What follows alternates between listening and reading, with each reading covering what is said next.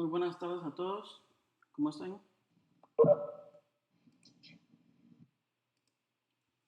Recordar durante la clase mantener por favor el micrófono y la cámara cerrados. Ok, antes de comenzar quiero por favor que me confirmen si me están escuchando. Ok, vamos.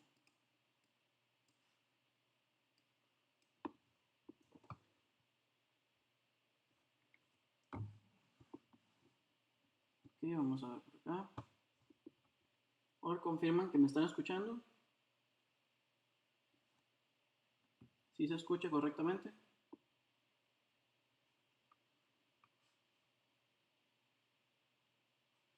Un segundo.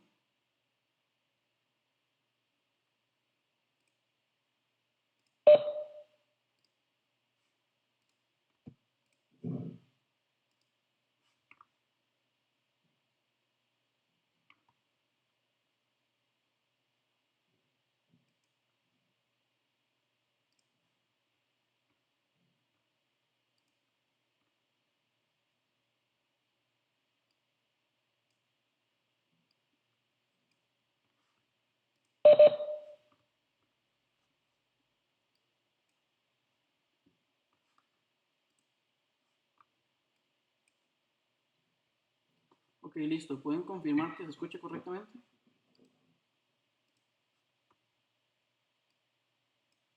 ¿Ahí se escucha bien? Ok, sí, solo faltaba subirle un poquito más de volumen al micrófono. Pero por el chat sí logro ver que sí me están escuchando la gran mayoría. Okay. Muchas gracias a Alan, a Edir.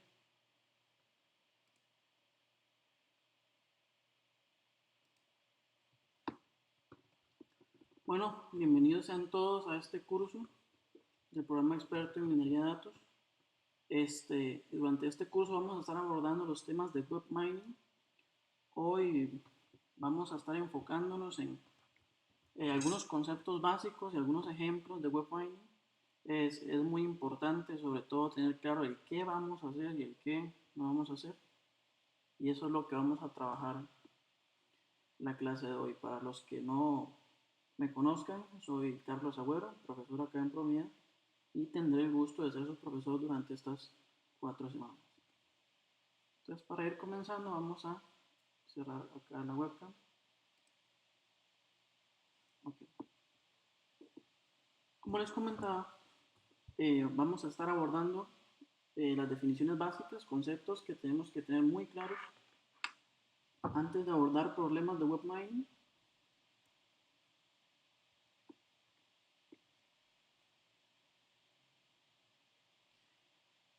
Antes de comenzar, vamos a estar revisando el aula virtual para mostrarles que hay algunas pequeñas modificaciones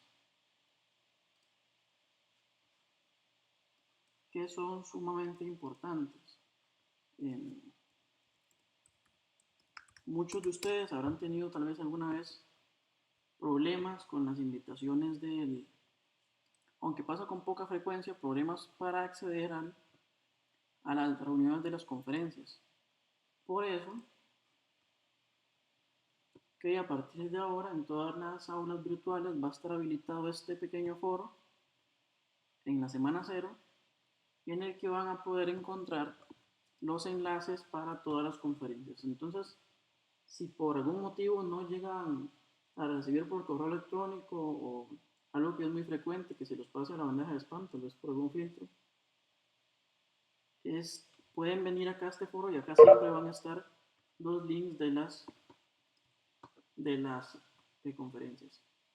Compañeros, por favor, si puede mantener cerrada la cámara.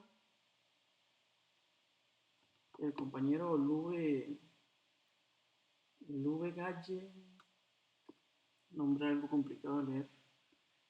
Si nos puede hacer el favor de mantener cerrada la cámara.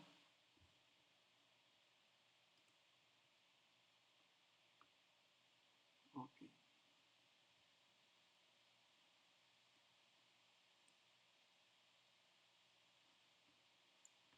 Bueno, para este curso se tomó como referencia muchos libros, entre los cuales vamos a estar facilitándoles dos, que pueden encontrar acá en la sección libros, libros de texto.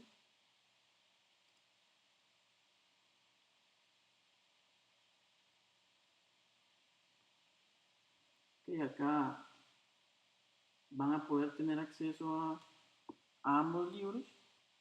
Eh, en la tarea número 1 se pide solucionar algún ejercicio de uno de estos libros, pero sobre todo por lo que vamos a ir viendo en otras semanas, no trabajamos 100% el material de los libros. ¿Por qué motivo? Porque en el área web mining es algo que es importante, vayan entendiendo desde ya, las cosas cambian muy rápido. Entonces, por ejemplo, código, materiales que funcionaban tal vez la última vez que se impartió este curso o incluso la primera vez que se impartió este curso, tienen que pasar por una revisión porque es probable que muchos de esos no funcionen. Paquetes que la persona que los desarrolló tal vez dejó de darles mantenimiento, modificaciones en el API, ya sea de Facebook, de Twitter o de alguna otra red social. Entonces sí tenganlo presente porque algunos de los materiales que están sobre todo en el libro Mastering Social Media Mining Winner, no es posible que no funcionen, aunque sigue siendo un material que se recomienda mucho leer, un muy buen material. Okay, entonces, vistos estos dos temas, antes de comenzar, podemos empezar con la presentación. Que como podemos ver por acá tenemos los dos libros que como digo se usaron de referencia sobre todo a la hora de seleccionar los contenidos del curso. Y vamos a comenzar un poco con lo que es web mining. Cuando afrontamos el problema de web mining, nos vamos a tocar con algunos desafíos que vamos a ir viendo a lo largo de la presentación. Y el primero es que, como su nombre lo indica, el web mining es minería de datos aplicada en la web. Y en la web tenemos básicamente dos grandes problemas. Uno, el volumen de los datos. Para nadie es un secreto que es casi imposible para nosotros actualmente comprender siquiera la magnitud de los datos que se suben hoy en día a las redes sociales. Por ejemplo, los costarricenses o los panameños que nos acompañan hoy en la lección sabrán que casi de forma instantánea las redes, ayer en cuestión de minutos, habían cientos, miles de publicaciones referentes al partido de la selección nacional, por mencionar un caso en específico, en el que se genera un volumen de tráfico, sobre todo en redes sociales como Twitter, no tanto en Costa Rica, pero sí en otros países es un uso pues, más extendido de Twitter, pero sobre todo en Costa Rica de Facebook, en donde es descomunal el flujo de datos. Y el segundo gran problema con el que vamos a toparnos es que, a diferencia de lo que hemos venido trabajando, en donde tenemos archivos de Excel, en donde tenemos archivos CSV, en la web, a pesar de que sí tiene una estructura, que vamos a comentar de eso más adelante en la presentación y más adelante en el curso, no está tan bien estructurada como quisiéramos que estuviera. Bien, no vamos a encontrar filas, tablas clásicas compuestas por filas y columnas, donde las filas son los individuos y las columnas son las variables, sino que nos vamos a encontrar con unas estructuras un poco más complicadas que nos van a dificultar un poco el trabajo. Pero que poco a poco vamos a ir viendo que es posible convertir estas estructuras en tablas de datos tradicionales en la que vamos a poder aplicar los métodos que ya conocemos. Y acá tenemos el dato que para septiembre del 2010 se estimaba, estamos hablando aproximadamente hace 7 años, que hay más de 14.7 billones de páginas indexadas en la web. ¿Okay? Entonces estamos hablando de que esto fue hace 7 años. Este número perfectamente podría estar, multiplíquenlo tal vez por 10 es muy probable. Y también la cantidad de usuarios que tienen acceso hoy a la web. Ok, entonces para hacer un pequeño repaso, recordar qué es minería de datos, pues vamos a recordar que la minería de datos es la extracción de información o patrones, y esto es muy importante siempre recordarlo, no trivial, implícita y previamente desconocida, y sobre todo, que es muy importante, sobre todo a la industria, potencialmente útil. Que algunos descubrimientos es muy probable que para su nicho o su trabajo no sean relevantes, entonces sí es importante que la información que se extraiga sea útil para la empresa o sea útil para la institución donde se está haciendo el estudio. Okay, entonces aquí tenemos otros dos conceptos que es muy importante tenerlos en cuenta. Los dos vamos a estarlos tocando a lo largo del curso. El primero, que es muy importante, es el text mining. Como nos dice la presentación, es un proceso en el que vamos a aplicar técnicas de minería de datos a datos que están almacenados en formato de texto. Algunas de las técnicas son iguales a las que ya hemos visto, otras por la naturaleza de los datos son diferentes. Por ejemplo, se pueden calcular distancias entre ese tipo de datos, se pueden calcular incluso correlaciones entre ese tipo de datos, pero son obviamente de forma muy distinta. Vamos a estar hoy sobre todo viendo cómo podemos visualizar grandes volúmenes de datos en texto, pero eso lo vamos a estar viendo más adelante. Y después la minería en la web, que aunque se usa en gran mayoría text mining, porque gran parte del contenido que es de nuestro interés en la web está almacenada en texto, el web mining no se reduce a simplemente trabajar con texto, sino que también se enfoca en la relación entre páginas, en las estructuras, e incluso podemos ir a contenidos como videos e imágenes, que ya requerirían de métodos diferentes a los que hemos visto a lo largo del programa. Okay, acá tenemos un ejemplo que creo que muchos ya conocerán, es lo que conocemos como un word cloud, es una nube de palabras en el que representamos de forma visual la aparición o la cantidad de veces que aparece en un texto una palabra. Aunque pueda parecer algo muy trivial, algo muy sencillo, es de gran utilidad porque nos permite en una sola mirada incluso poder tener un contexto de un discurso, como vamos a estar viendo tal vez más adelante, o de algunos conceptos que se repiten a lo largo del texto. Un caso muy interesante es este que tenemos acá.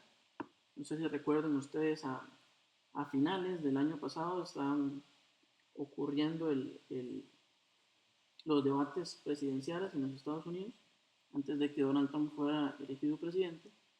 Y eso, además del impacto político que tenía a nivel de la ciencia de datos, eh, tuvo un abordaje bastante interesante, desde la CNN haciendo análisis de sentimientos en directo durante el debate, alimentándose de datos de redes sociales, hasta las posteriores publicaciones en las que podemos ver cosas como estas. Que aquí podemos ver un workload de,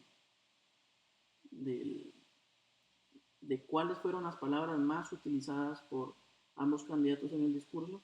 Si ven que hay faltas ortográficas o palabras incompletas, esto se debe a que eh, las palabras se pasan del audio a texto y a veces el algoritmo que hace este proceso no capta bien las palabras. Pero sí podemos en términos generales ver un poco cuáles eran, y en la tarea van a tener que hacer algo similar, cuáles eran las palabras más utilizadas y eso nos puede dar una idea de sobre todo los candidatos, a qué públicos estaban enfocando, qué sentimientos estaban, eh, por decirlo así, intentando proyectar en sus discursos. Podemos ver sobre todo que Hay una gran diferencia, sobre todo Hillary Clinton enfocándose en la gente, enfocándose en palabras como empleo, como impuestos, mientras que Trump, como podemos ver, apela más a un sentimiento nacionalista, un sentimiento más en donde el país, en donde la tierra, en donde el trabajo tiene un mayor peso en el discurso que tal vez la economía y otros temas. ¿Okay? También podemos ver análisis, porque no solamente en debates, como es el ejemplo que estamos tratando ahora, influye cuáles son las palabras que se usan, sino cuántas palabras se dicen.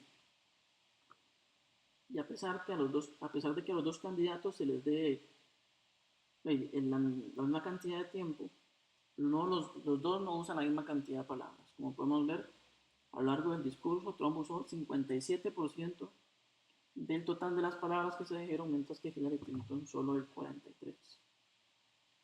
¿Okay? Algo que van a ver cuando resuelvan unos ejercicios de la tarea es que el hablar más no significa necesariamente tener un mensaje más largo. En muchas ocasiones, sobre todo en los discursos largos, se tiende a la repetición de palabras para reafirmar tal vez algunos conceptos, pero estos análisis, a pesar de que son sencillos, nos permiten extraer conocimiento de este tipo de datos que no es tan sencillo como tal vez podría ser de una tabla de datos tradicional en la que tenemos, por ejemplo, variables numéricas. Disculpen.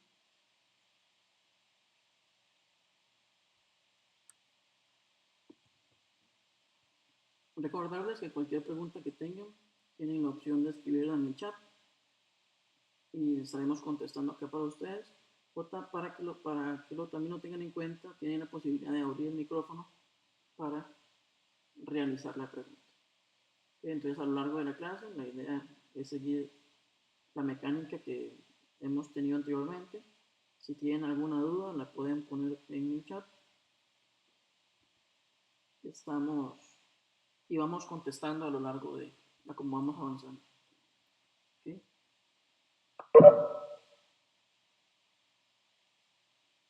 Entonces, antes de irnos a un pequeño ejemplo en R, no sé si ya tienen alguna duda o alguna consulta.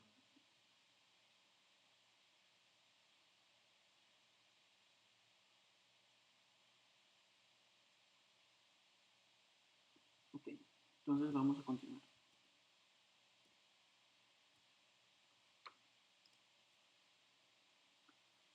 Ok, vamos a estar viendo algunos ejemplos de cómo hacer este tipo de análisis de workloads en R directamente. A lo largo de este curso estamos haciendo algo que no hemos visto anteriormente, y para evitar que ustedes puedan llegar a tener problemas, ahora al inicio se adjunta esta pequeña información que pueden ver acá, en donde dice cuál es la versión de R y cuál es la versión de los paquetes que se están utilizando. ¿Okay? Y esto es por si después ustedes, dentro de unos 3-4 meses, sobre todo en esta área de web mining es importante, van a utilizar las presentaciones para algún trabajo de ustedes, sepan cuál es la versión que se utilizó en su momento y puedan también ejecutar sin problemas hago la aclaración, no es necesario que instalen todos estos paquetes, no se requiere. Vamos a ir mencionándoles a lo largo del curso cuáles son los paquetes que es necesario que instalen, pero sí es importante sobre todo enfocarnos en cuál es la versión de R que se está utilizando, y en algunos casos también cuál es bajo qué sistema operativo se está corriendo los ejemplos. Igual para que lo tengan presente, aquí tienen las versiones. Okay, ¿qué paquetes vamos a utilizar? Vamos a utilizar básicamente dos paquetes para este ejemplo. El primero es el paquete TM, que podemos tener una pequeña referencia sobre qué es el paquete. El paquete TM básicamente son las siglas de text mining. Es un paquete que nos ayuda a limpiar y procesar conjuntos de texto, como vamos a estar viendo más adelante. Acá tenemos la referencia de su autor, que tiene una gran cantidad de publicaciones, sobre todo en el campo del text mining y el análisis de sentimientos. Acá también vamos a estar utilizando un paquete de R llamado Workload, que, que lo que hace es recibir un dato de tipo matriz de términos. Vamos a estar viendo poco a poco qué es eso, para realizar la visualización del, del gráfico. ¿Okay? Entonces, con el paquete TM vamos a estar haciendo los cálculos y con el paquete Workload vamos a estar haciendo la visualización. Que en este caso también tenemos acá la ficha del autor y algunos datos de contacto para aquellos que estén interesados en no solamente conocer los paquetes, sino algo que es también muy importante, que es darle mérito a, a los autores de los paquetes. No es un trabajo sencillo el que ellos hacen y siempre es importante, aunque sea de esta manera, agradecerles el que contribuyan a la comunidad de R. Vamos a ver, tenemos una pregunta en el foro, un momento para poder leerla.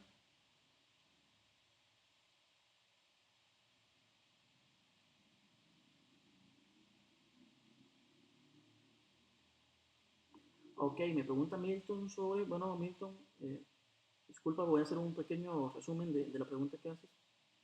Milton nos pregunta acerca de las versiones. Nos dice que él tiene la versión de R 3.3.2 y una versión de RStudio que es la 1.0.143. Si es posible que tenga algún problema. No, Milton, no, es muy probable que no tenga ningún problema, pero como te digo, siempre no está de más en tener la información de cuáles son las versiones que se usan, por si llegase a haber algún problema, poder comparar y poder comparar y estimar si tal vez alguna de estas versiones cambia dramáticamente o tengo una versión muy vieja de un paquete que pueda estar generando problemas.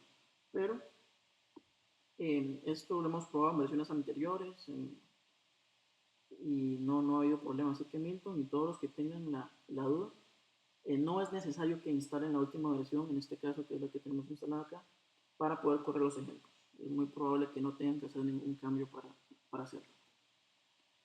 También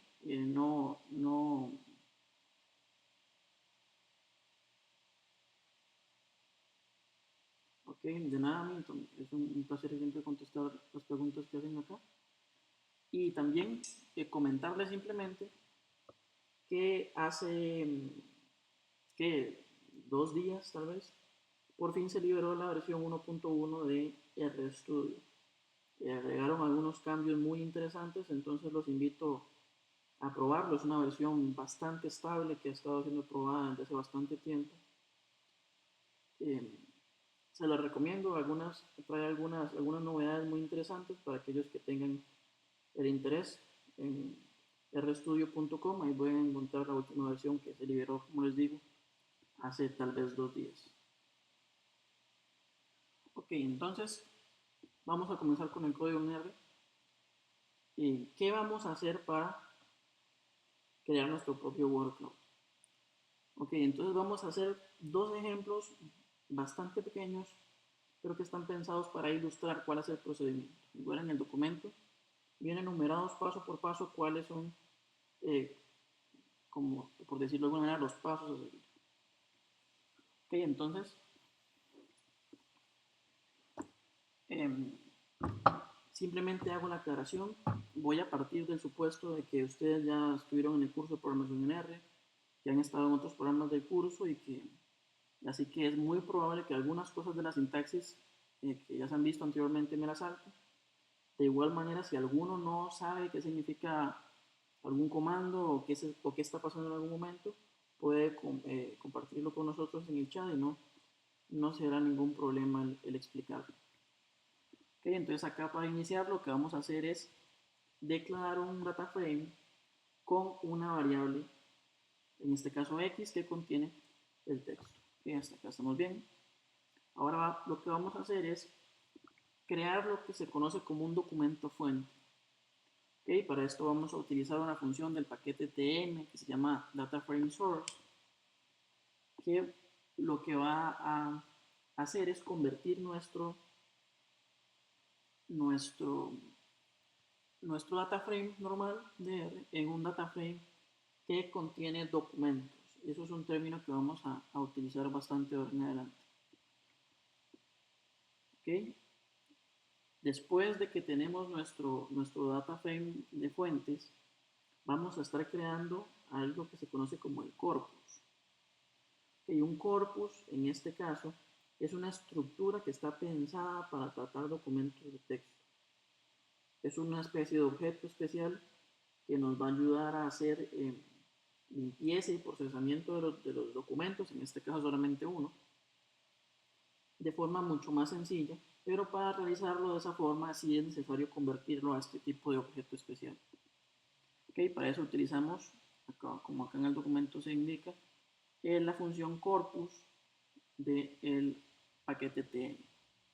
Okay, entonces, primero nuestro data frame, segundo nuestro data frame de fuente y tercero nuestro corpus. Okay. Una vez tenemos el objeto de tipo corpus, vamos a realizar una limpieza. Y esto es algo muy importante que vamos a hacer hincapié a lo largo del curso. No se puede hacer text mining, en este caso, sin limpiar los datos, porque muy probablemente nos va a llevar a resultados erróneos. Sobre todo en la web, los datos de texto están increíblemente desorganizados, increíblemente sucios, y sobre todo cuando hacemos el procesamiento vamos a tener presente el hacer algunos cambios, como los podemos ver acá. Primero es eliminar los signos de puntuación. Para esto vamos a utilizar la función tm-map, en donde le vamos a pasar el corpus que definimos anteriormente y vamos a utilizar esta función llamada remove punctuation. ¿Okay? Esto automáticamente nos va a eliminar los signos de puntuación. De igual manera, con esta instrucción vamos a hacer que todas las palabras pasen a estar escritas en minúscula, que es algo importante. Con esta instrucción vamos a remover los números y con esta instrucción de aquí vamos a hacer algo interesante, que es eliminar los stopwords. Stopwords en español ok, Michelle, un segundo y contesto a tu pregunta. Stopwords en español se podría traducir tal vez como palabras vacías, y son aquellas palabras del español, sobre todo, que no tienen un significado en sí, por ejemplo, los artículos, los pronombres, la, lo, de, si no, sin, eh, los, los pronombres, las preposiciones, que debemos remover de nuestros textos si queremos que realmente los workflows tengan palabras con un significado, que tengan palabras que tengan un peso. Ok, me pregunta Michelle Gómez que si es posible utilizar el corpus en una sola instrucción. Sí, Michelle, no sé si estés familiarizada con la sintaxis de pipes. Okay, voy a estar colocándolo acá en el chat para que todos lo puedan ver.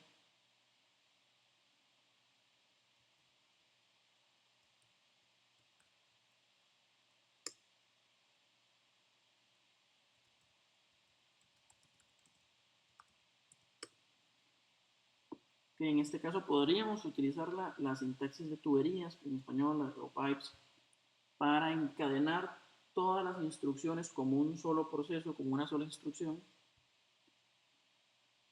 eh, y aplicarlo de forma directa sin tener que ejecutar tantas instrucciones. No sé, aunque mucho de un placer, Michelle. Una vez tenemos nuestro que me salté esta última instrucción, lo que vamos a hacer es transformar a texto plano. Esto es importante porque dependiendo de la codificación de nuestro texto, sí es importante eliminar, este texto plano también elimina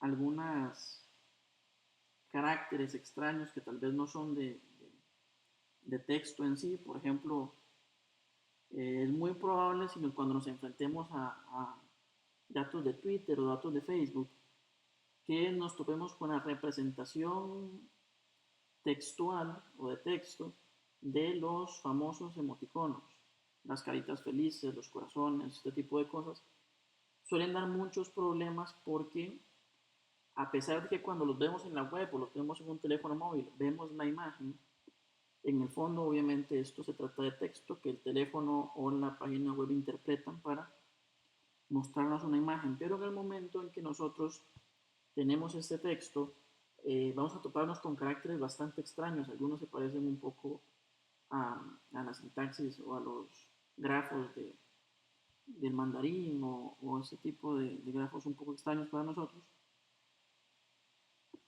Pero sí es importante entonces tratar de eliminar estos, haciendo que nuestro documento sea texto plano. Ok, una vez tenemos nuestro texto entre comillas limpio, digo entre comillas porque con esta instrucción eliminamos los stopwords que se encuentran en una lista específica. También tenemos la opción de crear nuestras propias listas de palabras que no nos interesa que aparezcan y colocarla acá como un vector en lugar de stopwords Spanish, en este caso para nosotros porque el texto está en español. Colocaríamos nuestro vector con nuestras propias palabras y él se encargaría de eliminarlas. De eso depende también mucho del contexto en el que esté el documento.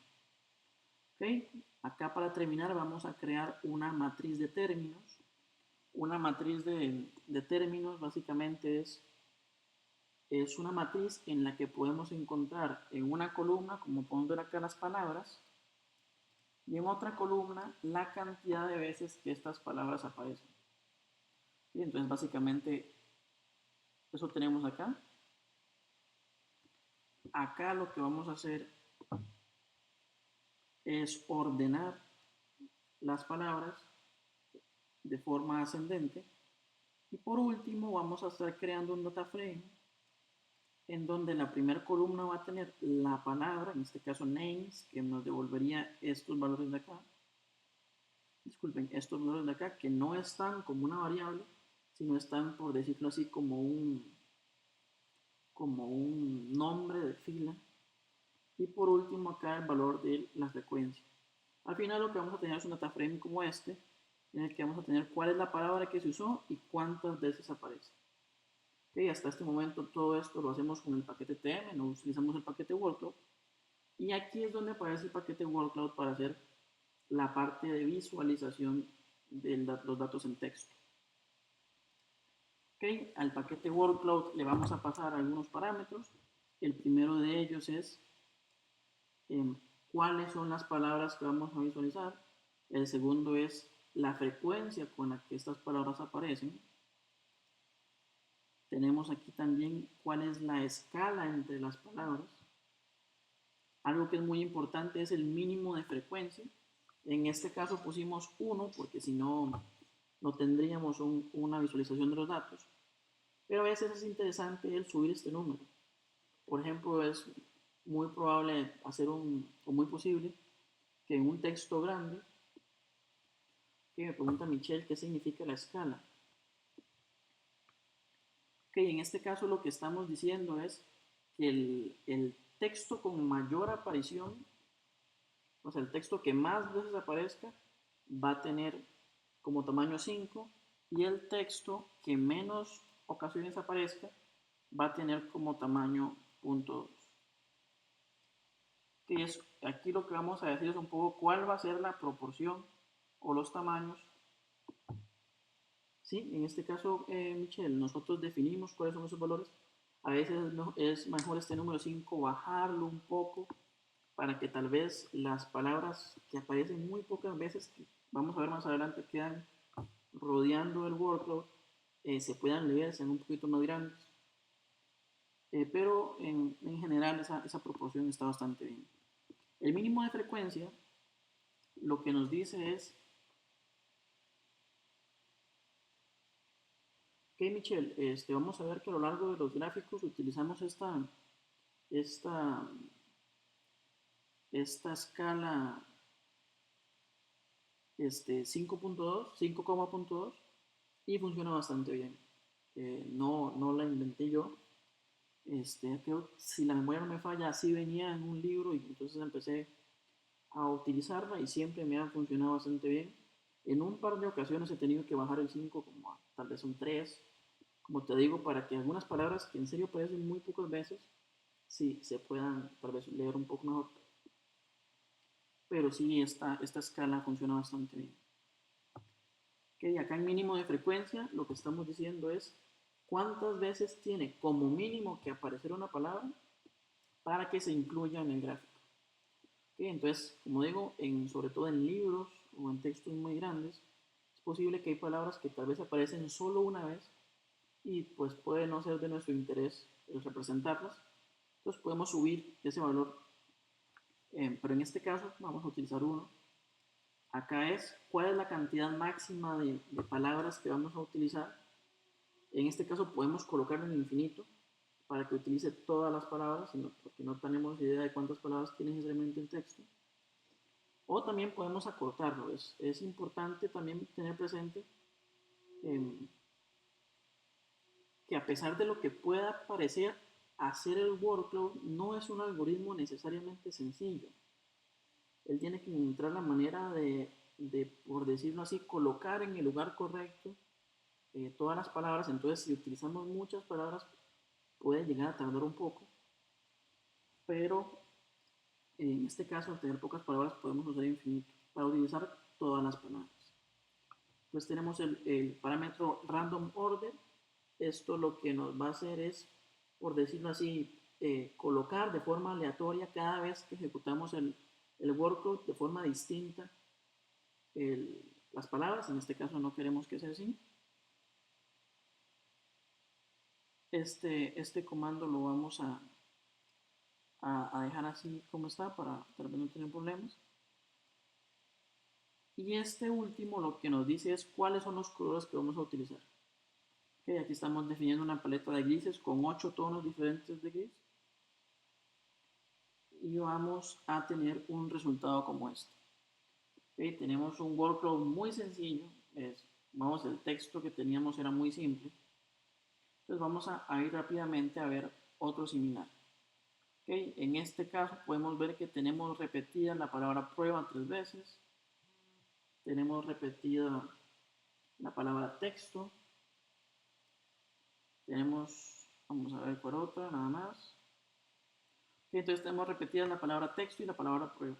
Si realizamos el mismo proceso, exactamente el mismo proceso, vamos a tener, cuando llegamos a la matriz de términos, vamos a ver que prueba aparece 3 veces, texto aparece 3 veces, y como resultado entonces vamos a tener eso, que ya se empieza a parecer más a un workload. Ok, Michelle Gómez nos pregunta si es sensible a mayúsculas y minúsculas. Sí, a la hora de decirnos cuántas veces aparece una palabra, si prueba está escrito en mayúscula y luego en minúscula, él va a tomar como si fueran dos palabras distintas. Por eso es tan importante cuando hacemos la limpieza del texto, el decirle con este comando que estoy subrayando acá, que todos los textos pasen a minúsculas, para que entonces todos prueban, en este caso hay uno en mayúscula, otro en minúscula, todos sean exactamente la misma palabra y entonces a la hora de hacer el conteo se haga correctamente. Okay, en este caso podemos ver que prueba aparecía muchas más veces, texto no aparecía tanto y grande e inicial aparecían relativamente poco en comparación con estas dos. Okay, acá tenemos exactamente los mismos comandos, los mismos parámetros para la función. Y entonces ahora vamos a subir un poco la apuesta. Sigo diciendo con un ejemplo bastante sencillo en el que eh, vamos a hacer una nube para comparar textos. Esto es algo que también se suele hacer. No solamente hacer un workload de un texto, sino hacer un workload para comparar textos. Ya sea cómo se diferencian estos textos o qué es lo que los une. ¿Okay? En este caso el cambio inicial sería que nuestro data frame, en lugar de una variable, ahora va a tener dos variables. Creamos nuestra fuente exactamente igual, creamos el corpus exactamente igual, la limpieza se realiza exactamente igual, solo que aquí hay una diferencia que es importante rescatar para que no caigan en confusión. Aquí vamos a estar trabajando directamente con la matriz de términos. No vamos a, en el caso anterior, vamos a regresar un momento. Vamos a ver que hacíamos la matriz de términos, la ordenábamos y después hacíamos un data frame. Ok, cuando trabajamos con documentos, más de un documento, vamos a trabajar directamente con la matriz de términos. Ok, entonces a la hora de llegar acá a la matriz de términos, lo único que vamos a hacer es colocarles nombres de columnas para que a la hora de hacer el gráfico él muestre los nombres correctos. Y vamos a ver dos ejemplos de nubes de palabras para comparar textos. Primero que tenemos es el Comparison Cloud. Lo que nos va a decir es cuáles palabras aparecen en ambos textos, pero nos va a, por decirlo así, decir de un lado o de otro cuál texto la utiliza más. Entonces vamos primero a verlo acá. Es el que tenemos a mano izquierda. Ok, esto significa que, por ejemplo, prueba, grande y texto son palabras que aparecen en los dos textos, pero que lo que más diferencia ambos textos es que este utiliza mucho la palabra primera y este mucho la palabra segunda. Ok, más adelante con un ejemplo un poco más grande vamos a notar más esta diferencia. Y el otro que tenemos es el Community Cloud, que lo que nos va a decir es cuáles palabras tienen en común ambos textos. Ok, Didier nos pregunta que cómo se sabe cuáles son de ambos textos. Ok, Didier, en este caso, ambas son de ambos textos. Incluso estas palabras verdes de acá, esto es algo que gracias a Didier por preguntarlo, estas palabras prueba, grande y texto aparecen también en el documento 2. Okay, en este caso él decidió asignárselos a esta, pero no significa que no aparezcan en el documento 2. Lo que nos va a decir este documento es quién las usa más. En el caso en el que ambas las utilicen igual, que es este caso en el que tenemos aquí, él va a asignárselo a una o a otra, probablemente de forma aleatoria. Pero lo que nos va a ayudar a entender esto y que vamos a ver también más adelante es qué palabras aparecen con mayor frecuencia.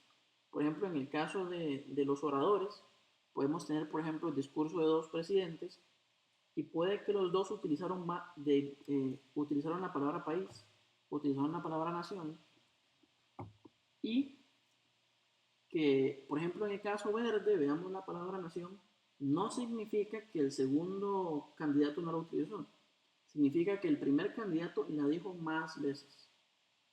¿Okay? Estas palabras, las dos aparecen en los dos textos y lo que nos dicen los tamaños y los colores es quién la usó más. Y como decía Didier, si ambos lo usaron, por ejemplo, solamente una vez, que es el caso de estas palabras pequeñas, él asigna a una u otra de forma tal vez aleatoria. No sé, Didier, si eso contesta tu pregunta. Ok, un placer. Ok, vamos a ver entonces un ejemplo con un texto un poco más grande. Bastante más grande. Vamos a estar utilizando el Quijote de la Mancha, Don Quijote de la Mancha, un libro de Miguel de Cervantes, que se encuentra también en los materiales. Okay, vamos a estar leyendo este archivo de texto y vamos a estar creando nuestro data frame.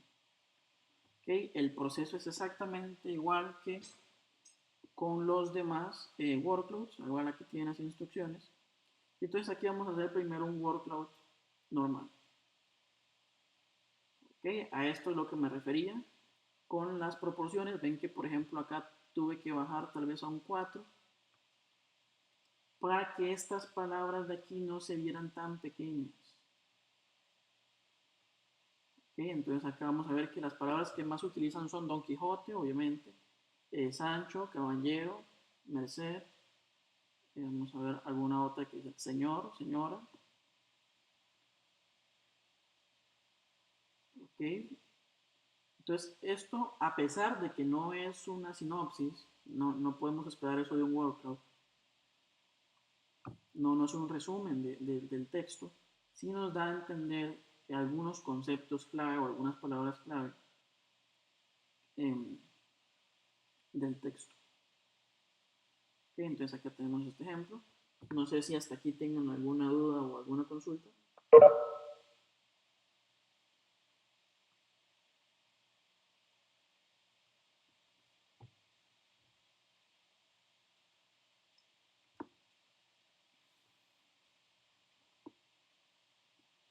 Ok, entonces podemos continuar. Vamos a estar haciendo... Ok, me pregunta Didier si hay otro tipo de... Ok, Didier, no sé si puedes... Didier nos pregunta si hay otro tipo de gasto. O sí, Didier, en este caso no la realizamos acá, pero como te digo, al tener la matriz de términos, vamos a empezar un poco para mostrarles acá. Al tener esta matriz, ya podríamos hacer nosotros, por ejemplo, un gráfico de barras, como lo comentas tú, de forma tradicional, como ya se vio en tal vez otros cursos. Vamos a continuar acá. Y vamos a estar trabajando con los poemas de Jorge de Bravo. Vale la pena detenerse un momento para hacer una pequeña reseña para aquellos que nos acompañan, que son costarricenses, o aquellos que también nos acompañan desde el extranjero. Jorge de Bravo es probablemente el más importante poeta que ha tenido el país. Eh, Él nació en enero de 1938 y fundó el Círculo de Poetas Turrialbeños y después el Círculo de Poetas Costarricenses cuando se desplazó al Valle Central. Y murió muy joven, a los 29 años, en un accidente de tránsito. Él lamentablemente falleció, pero su legado nos acompaña hasta el día de hoy. Incluso el día 31 de enero, que es el día de su nacimiento, acá en Costa Rica por decreto se declaró el Día Nacional de la Poesía. Entonces, para aquellos costarricenses que no lo conocieran y aquellos extranjeros que no lo conocieran, más que recomendable las lecturas del señor Jorge de Bravo. Okay, entonces aquí vamos a realizar un pequeño workshop eh, sobre algunos de sus poemas, como el Desvestido, Parto, Resurrección y Este es mi amor. Ok, como digo, creamos un data frame donde tenemos todos los documentos, igual que lo hemos hecho anteriormente, con el ejemplo que era un poco más corto. Acá están definidos los mismos pasos, nuestro data frame de fuente, nuestro corpus, limpiamos y hacemos nuestro comparison cloud, que entonces nos va a mostrar cuáles son las palabras que aparecían en los poemas, pero nos va a decir cuáles aparecían. Ok, Didier nos pregunta si la lectura de un TXT siempre es igual o varía según el texto. Didier, si nuestro TXT digamos, no tiene ningún tipo de separador, es texto plano, es el mismo procedimiento siempre. Okay, en este caso, todos los ejemplos que tenemos pueden leerlos con la instrucción que utilizamos nosotros. No va a haber ningún problema. Okay, como decía, entonces acá tenemos los diferentes poemas y podemos ver cuál es la palabra que más se utilizaba. Okay, por ejemplo, en este caso, en el poema Este es mi amor, podemos ver que a pesar de que la palabra amor es muy posible estuviera presente en los demás poemas, en este poema en específico se utilizó más. Por ejemplo, en este poema se utilizó más la palabra fruta, la palabra hijo. En este poema parto se utilizó más la palabra nunca. Y lo repito, no significa que no aparecieran los demás textos, significa que en este aparece más veces. ¿Okay? Para dejar eso claro que puede causar confusión. Y aquí una coincidencia bastante interesante, bastante bonita, es que cuando hacemos el Community Cloud, vamos a poder ver, como decíamos, el Community Cloud, lo que nos dice es cuáles son las palabras que se repiten en todos los textos. En este caso, curiosamente, en todas estas poesías, la única palabra que aparece en todas es justamente la palabra amor. ¿Okay? Entonces, recordar, el Community Cloud lo que nos dice es cuáles son las palabras que aparecen en todos los textos. Este nos dice cuáles son las palabras que aparecen,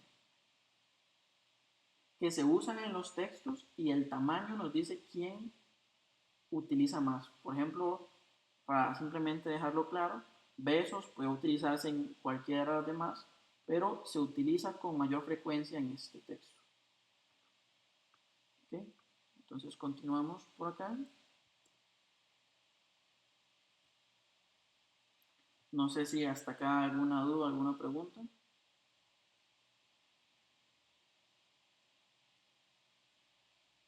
Ok, entonces podemos continuar. Ok, podemos ver acá dos definiciones que habíamos tocado otra vez anteriormente, pero no está de mal repasarlas. Podemos ver que WebMining tiene muchas definiciones, dependiendo del autor, dependiendo del material con el que estemos trabajando, pero aquí podemos. Ok, nos pregunta Alan Madrid si solamente se pueden sacar palabras o se pueden sacar frases. Ok, sí, Alan, hay una técnica que se conoce como enegramas, que lo que busca es la repetición de secuencias de palabras que están juntas, por ejemplo, hombres y mujeres, o por ejemplo, hago esta referencia que porque es de un discurso presidencial con el que estaba haciendo algunos ejemplos hoy temprano.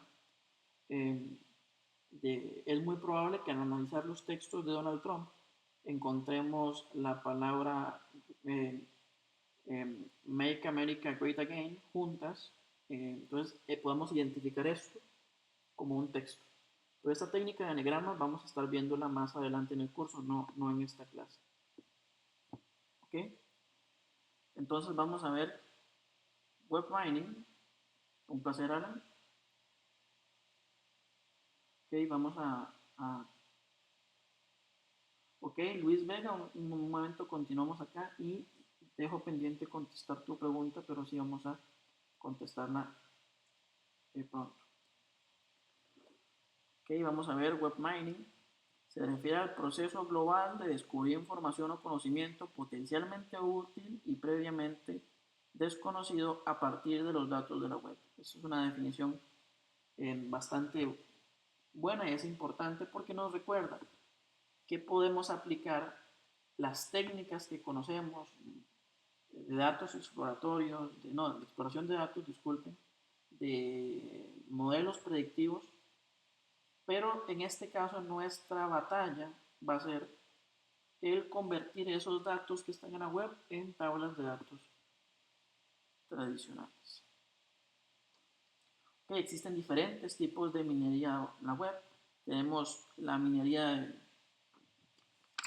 de registro, la minería de estructura y la minería de contenido. En este caso, como podemos verlo acá, disculpen, es la minería de contenido, la de estructura y la de uso.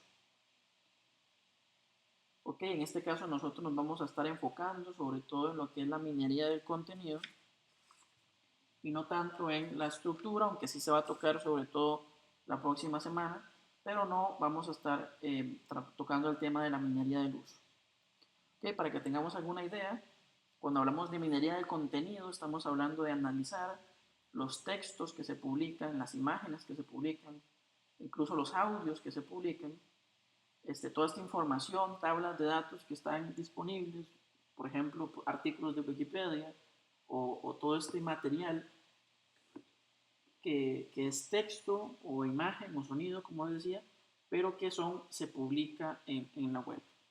Cuando hablamos acerca de la estructura, estamos hablando de un tema que vamos a tocar hoy un poco más adelante, y es analizar cómo están estructuradas las web. Existe una serie de lenguajes que nos ayudan a definir la estructura de las web y en base a eso también se puede sacar alguna información. Y la minería del uso, un ejemplo bastante, creo yo, sencillo de entender. No sé si en alguna ocasión ha pasado que están realizando alguna búsqueda, por ejemplo, en Google de impresoras, y al momento de entrar a Facebook, de repente notan que la publicidad, curiosamente, es de impresoras. O cuando van a YouTube y ven que los anuncios de los videos, curiosamente, eh, es de algo que ustedes recientemente han visto. Eso se debe a que la minería del uso se enfoca un poco en el análisis de algo que se conoce como las cookies o también el historial de navegación del usuario y que es sumamente usado sobre todo en el área de la recomendación de productos. Es una herramienta muy potente que, por ejemplo, si mi cliente estuvo toda la mañana buscando sobre, por ejemplo, web mining, a la hora de tal vez buscar en mi, en mi página, por ejemplo, de compras, yo recomiendo libros, en este caso, que se asimilen un poco al contenido de lo que él está buscando anteriormente. ¿Okay? Entonces, en la minería del uso no vamos a hacer tanto hincapié, pero sí vamos a estar trabajando en el contenido y en la estructura de la web. Aquí vamos a estar saltando por acá. Y esto es bastante importante porque nos hace entender un poco las labores que vamos a tener dependiendo de cuál tipo de minería de datos hagamos. Por ejemplo, si trabajamos con el contenido, es muy probable que podamos hacer clustering y clasificación, que es temas que en el programa expertos han ido tocando bastante. Si trabajamos en el uso, es muy probable que podamos trabajar con clustering, clasificación y asociación. Para los que tengan la duda, la asociación o la regla de asociación es un tema que todavía no se toca, pero que se toca un poco en el curso de eh, visualización de datos. Y por último, si hacemos de la estructura, probablemente trabajemos solamente con clasificación y reglas de asociación. Ok, algo que hemos mencionado ya, pero que es importante tenerlo muy claro, es cuál es el principal desafío de nosotros con la web. Y es que estamos tal vez en muchas ocasiones mal acostumbrados a tener estructuras tan bien definidas como esta, en el, como decía, tenemos las unidades de análisis y las variables, pero que, por ejemplo, podrán ustedes por experiencia saber esto no se parece mucho a un post de Facebook o no se parece mucho a un tweet. Entonces nuestro trabajo va a ser lograr convertir ese volumen de datos, esa gran cantidad de texto, en una tabla a la que le podamos aplicar lo que ya hemos aprendido. Ok, acá tenemos un pequeño ejemplo ilustrativo en el que vamos a analizar eh, datos provenientes de Wikipedia. Wikipedia tiene una cantidad descomunal de tablas de datos que vamos a lo largo del curso ver cómo podemos extraer directamente desde datos. Ok, acá está el enlace de lo que vamos a hacer y vamos a venirnos acá un poco al ejemplo.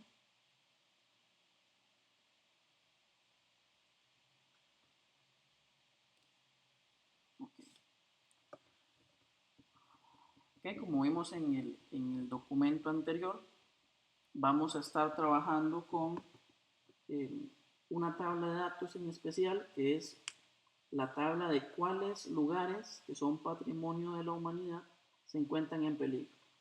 Okay, patrimonio natural o patrimonio arquitectónico, que se encuentran ya sea por guerras, por desastres naturales, por la tala, contaminación, por cualquier motivo se encuentran en peligro de desaparecer. Okay, tenemos un ejemplo muy claro de esto y es con las ruinas de Palmira, que lamentablemente fueron, a pesar de ser ruinas, tenían un valor arqueológico bastante importante y en los conflictos en Medio Oriente se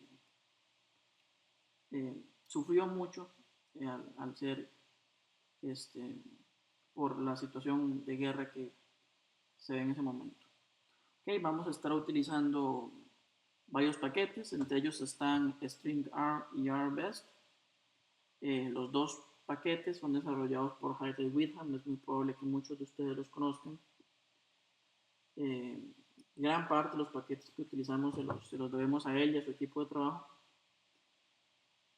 El primero, StringR, como su nombre lo indica, está diseñado para la manipulación de cadenas de texto, sobre todo cuando veamos temas de expresiones regulares y text mining, que se va a abordar más adelante, en la semana 3, para ser específico. Vamos a estar viendo la gran herramienta que es este paquete. Y RBest es un paquete que nos permite hacer algo muy importante que se conoce como web scraping. Esto se trata de alguna manera, por decirlo así, para explicarlo en forma sencilla, simular la interacción de un usuario con una web. Okay, entonces yo digo, voy a ir a tal enlace, voy a extraer este título, este valor de acá, voy a hacer clic en este botón, voy a ir a este siguiente enlace, para ir navegando de forma artificial por una web que no estamos viendo, simplemente estamos guiándonos por una serie de etiquetas que vamos a estar viendo más adelante. Y entonces nos permite cosas muy valiosas como poder extraer, por ejemplo, datos de páginas de compras o otros ejemplos interesantes que vamos a estar viendo la próxima semana. Okay, tenemos otro paquete muy importante que también vamos a estar utilizando, que es el paquete XML. El paquete XML es desarrollado por el señor Duncan Temple Blanc, que él es famoso por también contribuir en el desarrollo de los lenguajes S y posteriormente el lenguaje R, profesor en la Universidad de California. Y por último, vamos a estar utilizando un paquete con el que muchos estarán familiarizados, que se utiliza sobre todo en el curso de métodos exploratorios, que es el famoso FactoMiner. Este paquete desarrollado, ahí me disculpo si por la pronunciación probablemente mal de los nombres, por Francis Hodgson, Julie Jus y Sebastian Lee, que son de la Universidad en Rennes, en Francia. Igual, para aquellos que quieran consultar más información sobre ellos, en la página oficial, que es factominer.free.fr, pueden encontrar información tanto de ellos como del paquete, que si mal no recordarán es un paquete bastante amplio. Okay, entonces, ¿qué es lo que vamos a hacer en este ejemplo? Bueno, lo primero que vamos a hacer es, vamos a copiar por acá y vamos a ir a la página para ver exactamente con qué es lo que vamos a trabajar. Vamos a estar aumentando el tamaño acá para que podamos verlo todo ahí.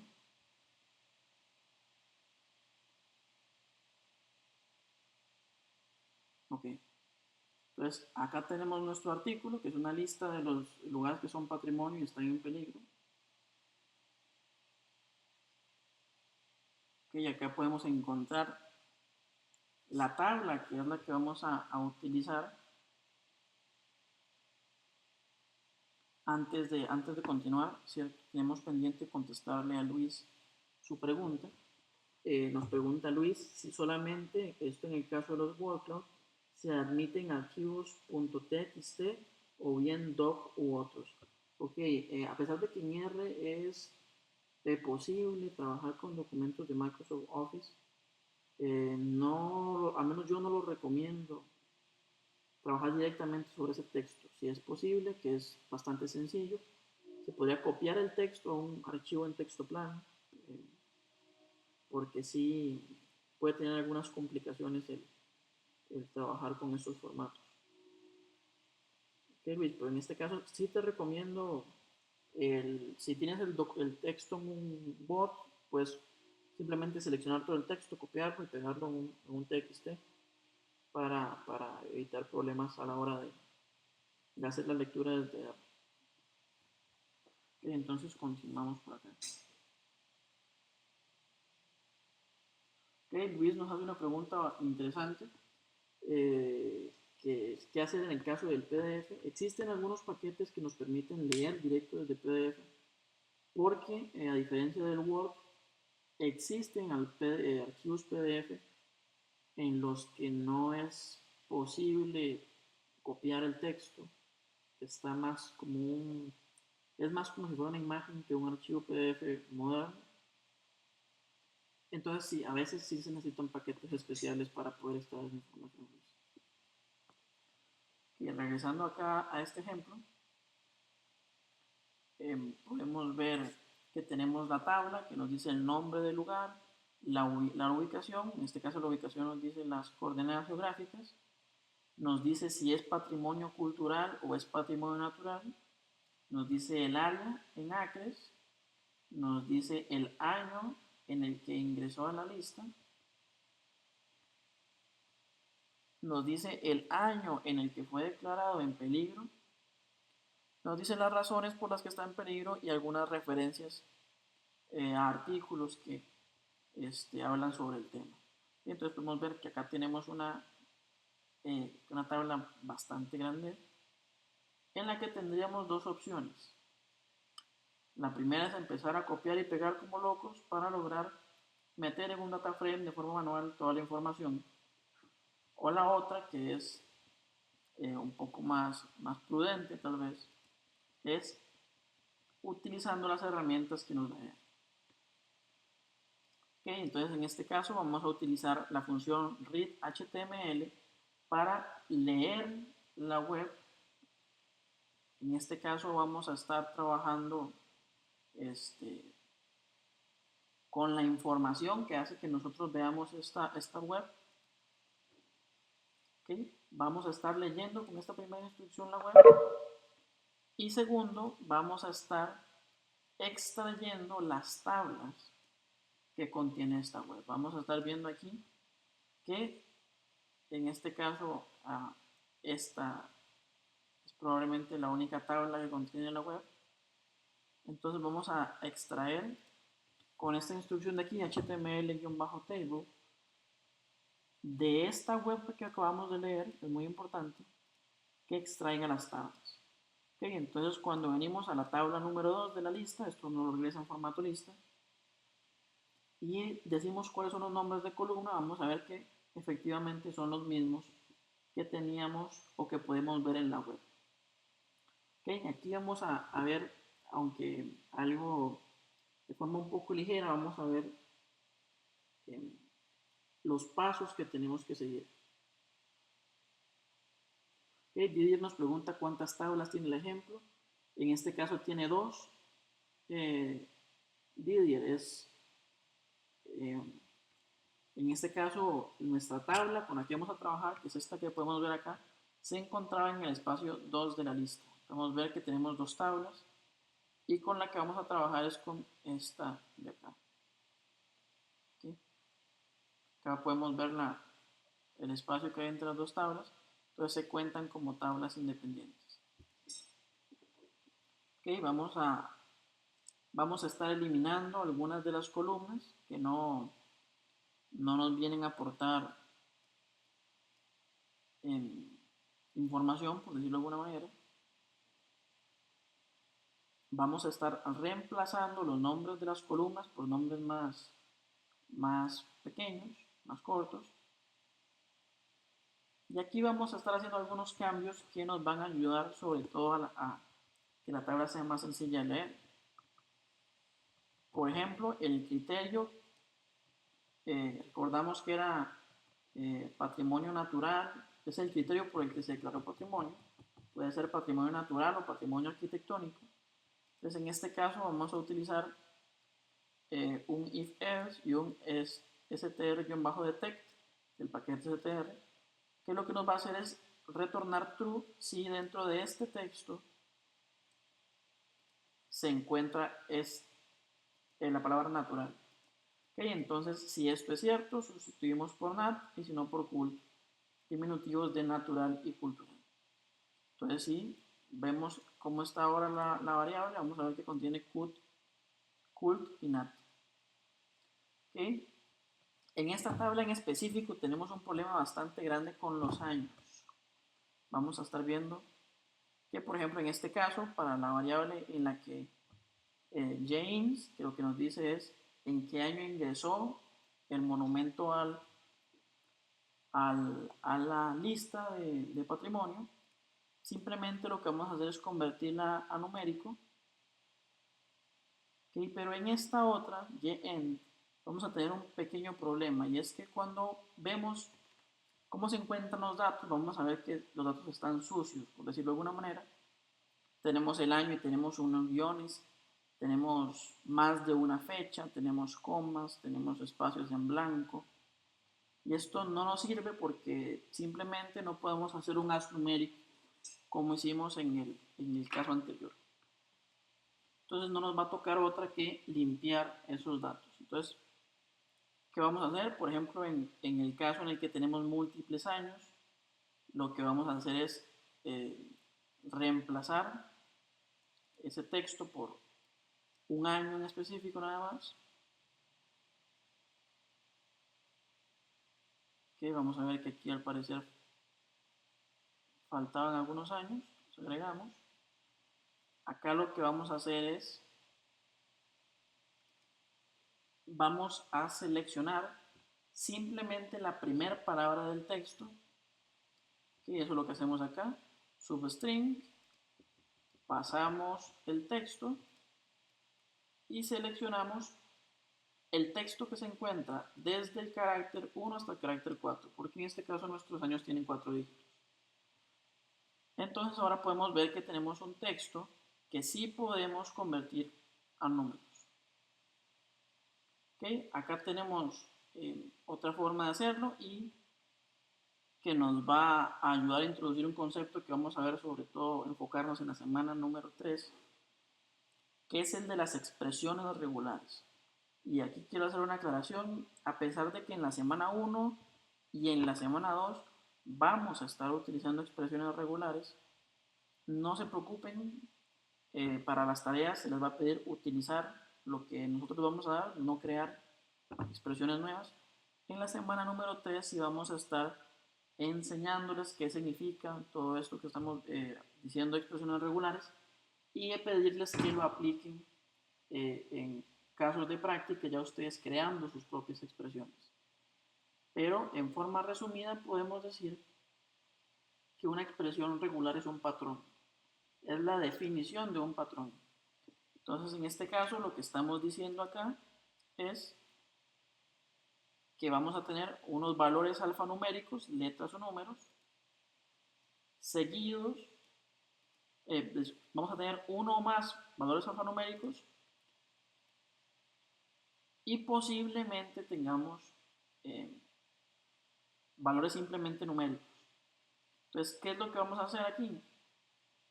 Vamos a extraer estos valores. Entonces, acá lo que estamos haciendo es del texto extraer el nombre de el país. Okay, vamos a ver que no es perfecto. Aquí hay algunos valores que se pueden escapar, por ejemplo estas n de acá, pero en términos generales funciona bastante bien. Okay, acá hacemos algunas correcciones.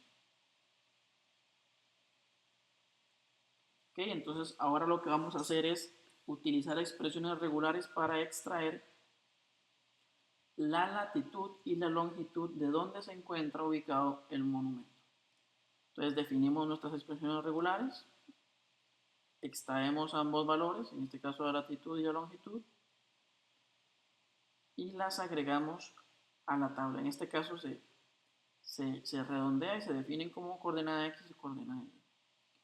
Okay, entonces al final vamos a tener lo que estábamos buscando, y es tener una tabla en R que nos permita aplicar lo que ya sabemos o lo que ya hemos hecho anteriormente, utilizar los métodos que conocemos sobre datos que provienen de la web. ¿Okay? Vamos a recordar siempre que ese es el objetivo que tenemos siempre. ¿Okay? Entonces vamos a ver acá que tenemos un mapa de lugares que son patrimonio. En este caso los lugares que tienen un triángulo son aquellos que se encuentran en peligro. Vamos a ver que lamentablemente son la gran mayoría. Solamente aquellos que están tal vez en zonas más remotas se mantienen fuera de peligro. Okay, vamos a ver en este caso la distribución de los años, del año en el que ingresó.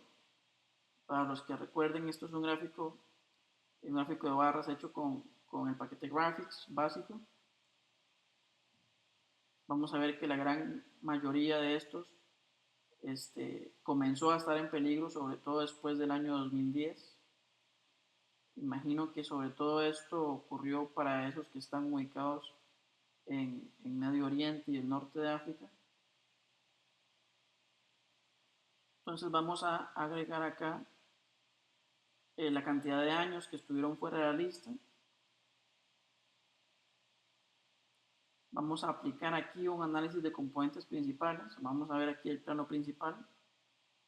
Vamos a ver acá el círculo de correlaciones. Y vamos a ver cómo se ve el ACP justo sobre el mapa. Y vamos a ver que se parecen en este caso bastantes, que es lo que buscábamos. Okay, entonces acá tenemos un ejemplo en el que podemos ver cómo extrayendo datos de la web podemos pasar a una tabla tradicional y aplicar algunos procesos. Este es simplemente un ejemplo para aquellos que piensen que fue muy resumido y muy rápido. Esto es simplemente un ejemplo. Vamos a estar haciendo hincapié sobre todo la próxima semana con mucha más profundidad en este tema, viéndolo paso por paso y como siempre a través del chat o a través de sus micrófonos atendiendo sus dudas, pero este tema lo veremos la próxima semana. Vamos a estar regresando a la presentación.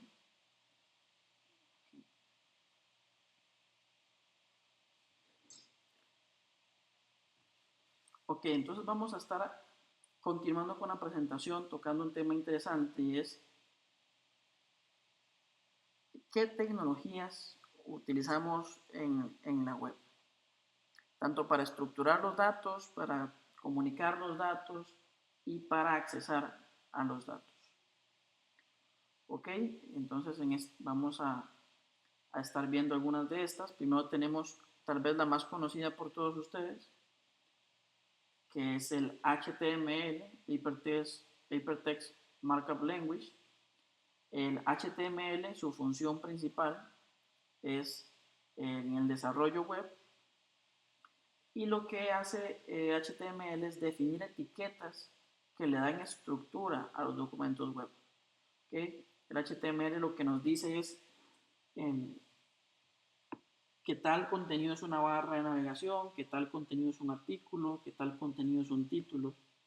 Entonces para nosotros es muy importante, en este caso el HTML, porque como le da estructura a la web, algo que a primera vista podemos creer que está desestructurado, después nos va a ayudar a lograr recuperar esos datos. Así que, por ejemplo, si tenemos un título y cuando estamos en el proceso de web scraping queremos extraer este título, vamos a buscar bajo qué etiqueta se encuentra este título, o que podría ser una etiqueta div o una etiqueta que vamos a estar la próxima lección viendo un poco más los tipos de etiquetas, pero sobre todo nos ayuda a, como digo, en algo tan desordenado como es la web, encontrar algo tal vez de estructura.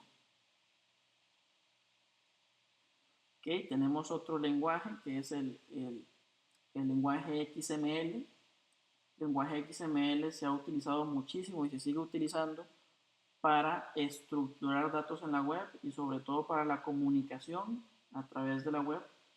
Este nos permite una estructura muy bien definida, que al igual que el HTML nos va a permitir, sobre todo, como vamos a ver la próxima semana, comunicarnos con fuentes de datos. Por ejemplo, el Banco Mundial tiene fuentes de datos que sus datos los exponen en XML. Entonces, si queremos extraer indicadores de desarrollo o algunos otros índices económicos de las fuentes del Banco Mundial, estas se encuentran almacenadas en este formato y entonces tenemos que entender la estructura, saber interactuar con esta estructura para poder sacarle valor a esos datos que están públicos. Y por último tenemos otra estructura de datos, otra forma de organizar los datos o almacenarlos, que es muy popular en la web, para la comunicación sobre todo entre sitios web, entre el cliente y el servidor, para enviar los datos de los usuarios, y también de los APIs públicos de información para exponer sus datos con los clientes, que es el formato JSON. El formato JSON es la notación de objetos del lenguaje JavaScript, que es un lenguaje sumamente difundido en la web, que como vamos a ver también la próxima semana, la importancia que tiene el entender cómo se estructura y cómo puede interactuar con este lenguaje para poder extraer de la web. Okay, dominando este HTML y dominando XML y JSON, no en su cabalidad porque son temas bastante grandes, pero entendiendo las nociones de cómo están estructurados, vamos a poder tener acceso a muchísima más información. Okay, entonces, por último tenemos Ajax. Ajax es una tecnología que surgió ya hace un bastante tiempo, que lo que nos permite es interactuar de forma dinámica en las webs. Okay, el protocolo Ajax lo que nos permite es de forma asíncrona que la información en nuestra web se actualice sin tener que recargar la web. Y algo que es muy importante y es que si la información se actualiza, nosotros también podemos extraer esa información actualizada. Entonces, se encuentra esa tecnología, también hay algunas otras que han surgido últimamente, como React o como Angular, que también permiten esta interacción muy dinámica y que nos permiten, como les digo, si nuestros datos se encuentran, si la web actualiza sus datos de forma, por decirlo así, automática, el poder nosotros estar constantemente extrayendo datos de esas fuentes.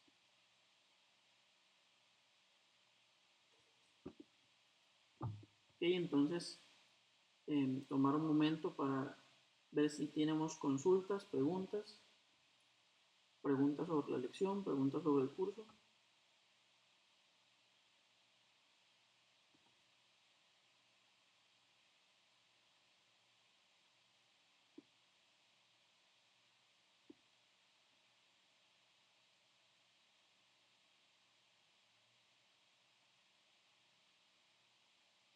Ok, tenemos dos preguntas, tres. Vamos a leerlas.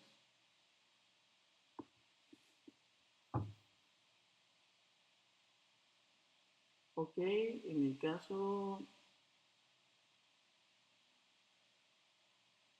Ok, Didier nos pregunta si la pregunta 1 de la tarea es la que se titula Why is important that HTML in Web Standard.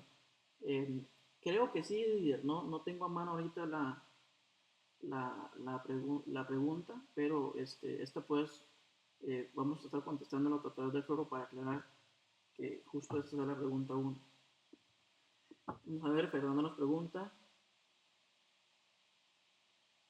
¿qué tipo de tablas se pueden analizar? Ok, Fernando, hay mucha información en las páginas web que curiosamente no está almacenada como no está almacenada como disculpo, no está almacenada, no da la impresión de ser una tabla, pero en el fondo cuando analizamos las etiquetas son tablas. De igual manera, si no tenemos la información necesariamente en tablas, como vamos a ver en ejemplos que se dedican al comercio electrónico, webs que se dedican al comercio electrónico, podríamos decir que su información son tablas, solo que está dispersa a lo largo, a lo ancho de la página, pero igual vamos a ir recuperándola para terminar almacenándolo en tablas. Así que Fernando, en este caso puede variar muchísimo las fuentes de información que podemos tener. Realmente, para los que nos gusta trabajar con datos, el web mining es una herramienta fantástica, porque como te digo, nos permite en caso de ser necesario extraer de la web, para los que son acá de Costa Rica, incluso el, la OIJ, que es el organismo de investigación judicial, acá tiene sus APIs en los que uno puede extraer datos de delincuencia del país. El Banco Mundial nos permite descargar índices económicos, valores de la bolsa, tipo de cambio. Son variables que podemos estar refrescando constantemente en nuestras tablas utilizando estas técnicas.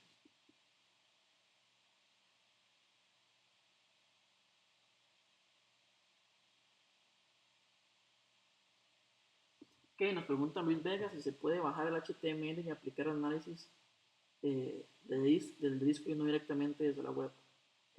Sí, Luis, en eh, la mayoría de los casos vas a ver que lo hacemos directamente desde la web porque son archivos sumamente ligeros, pero perfectamente puedes descargarlos y simplemente, como vimos en una instrucción que vamos a estar viendo más la próxima semana, se llama read-html, vamos a estar, puedes leerlo local como si fuera un archivo CSV.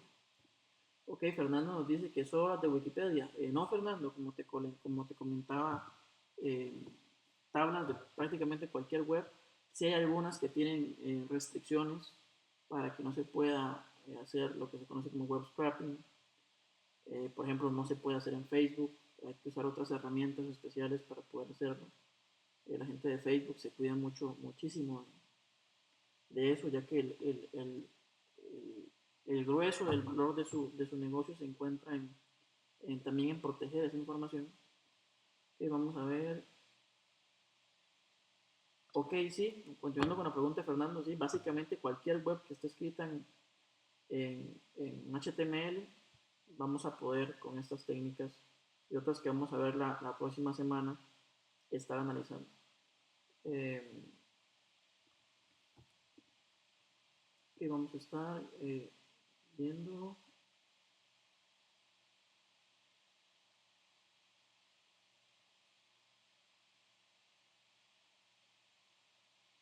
Ok, Fernando, también vamos a creo que me salté una pregunta.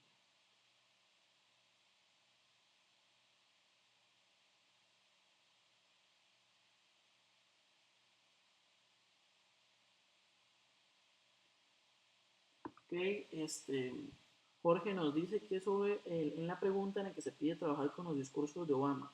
Que en este caso lo que pueden hacer es, como decía, copiar el texto eh, y pegarlo en un TXT, puede ser para que no tengan mayor dificultad con eso. Eh, no necesariamente tienen que trabajarlo directamente desde el PDF.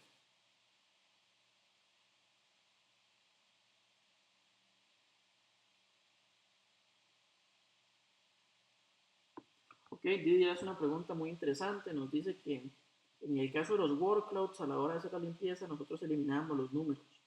¿Qué pasa si es justamente los números lo que queremos eh, tratar? Que en este caso, Didier, como tú lo comentas, en la limpieza de los datos, el concepto de que los datos están sucios es muy relativo.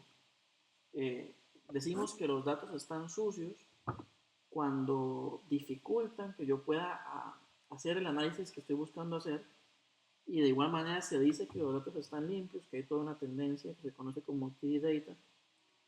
Decimos que los datos están limpios cuando la estructura que estos tienen nos permite de forma sencilla hacer nuestro trabajo. Entonces, en este caso, para nuestro workload, el que existieran números era negativo, esos datos estaban sucios, entonces había que quitar esos números. Pero si los números son justo lo que queremos analizar, eh, es distinto el procedimiento que tenemos que seguir. En este caso, como vimos, sería todo lo contrario, sería eliminar aquellos valores que no sean numéricos o que vengan acompañando a los números, espacios en blanco, caracteres especiales que vengan a ensuciar el contenido. Y vamos a ver una pregunta de Luis Vega que dice,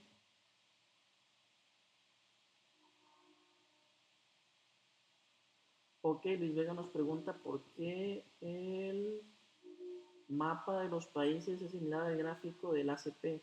Ok, Elvis, eso se debe porque entre las variables de la tabla tenemos la latitud y la longitud de los puntos. Entonces, a la hora de pasar esto a solamente dos dimensiones, estas dos variables se ve manifiesto que influyen en dónde están en el plano ubicados los puntos. Es muy probable que si no existía la latitud y la longitud no fueran incluidas como variables, que simplemente tal vez tuviéramos los años o pocas variables numéricas, no se veía esta relación tan clara, pero al tener tanto peso estas dos variables, latitud y longitud, podemos ver que el mapa tiende a ubicarse muy similar a la distribución geográfica real. Hemos visto un ejemplo parecido, no sé si lo recuerdan, cuando analizábamos, si la memoria no me falla, las temperaturas de Europa, que no sé si, no, los hábitos alimenticios de Europa, en donde, si mal no recuerdan, si rotábamos el gráfico, tendía también a ubicarse cada uno de los puntos en su respectivo país. Y eso se debe a que en ese caso también se trataba con la latitud y longitud, esas dos variables tenían bastante fuerza. Ok, entonces no sé si hay alguna otra pregunta. Kelvis, es un placer siempre contestarles.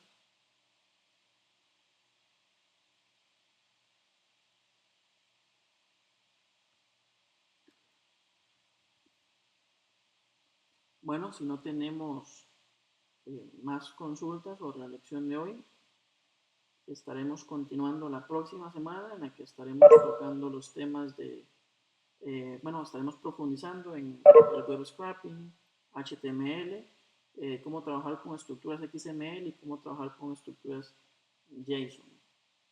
Eh, recordarles que estamos disponibles en el foro, cualquier consulta que tengan. Vamos a estar... ¿sí? Ok, recordarles que vamos a estar disponibles en el foro en caso de que sea necesario. Disculpen. Cualquier consulta que tengan pueden hacerla a través del foro y estaremos contestando lo antes no sea posible. Y si no tenemos más dudas por el día de hoy, entonces con eso estaríamos terminando la primera lección del curso de Web Mining. Desearles a todos una muy buena noche y éxitos con la tarea.